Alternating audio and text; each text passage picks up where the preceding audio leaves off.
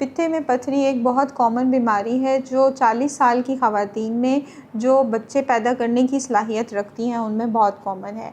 ज़्यादातर पित्ते में पथरी आपके पेट और छाती के अपर राइट साइड वाली जगह पे दर्द के साथ प्रेजेंट करती है, मगर इसकी और बहुत सारी अलामतें भी हो सकती हैं।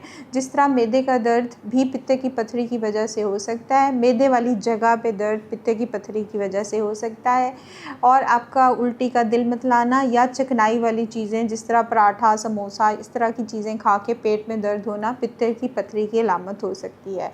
अगर आपको इस तरह की कोई अलामतें हैं तो आपको एक अल्ट्रासाउंड अपने पेट का करा के डॉक्टर को ज़रूर मिलना चाहिए। पहले डॉक्टर से मिलें ताकि अगर वो ये समझे कि ये ज़रूरी है तो वो आपको अगला इन्वेस्टिगेशन लिख के दे, और फिर उसकी बेस पे आराम से कैमरे से पित्ता रिमूव किया जा सकता है। और ये पित्ता अगर वक्त पे रिमूव करा दें तो बहुत सारी कॉम्प्लिकेशन से बचा जा सकता है।